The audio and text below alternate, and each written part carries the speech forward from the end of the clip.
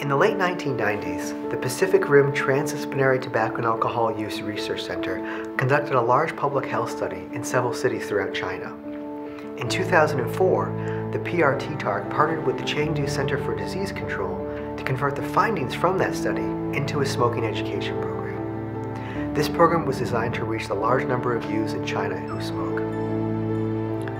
The goal of the program was to convert this into this, an educational model in which students collaborated with and learned from each other. In the first version of the program, students were put into groups and asked to create posters that warned other students about the dangers of smoking.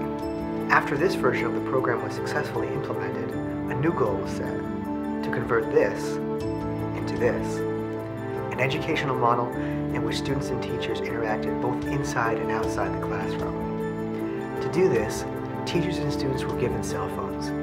Using the phones, they were able to send different forms of media to each other. Together, they created and shared a variety of digital messages about the impact of smoking.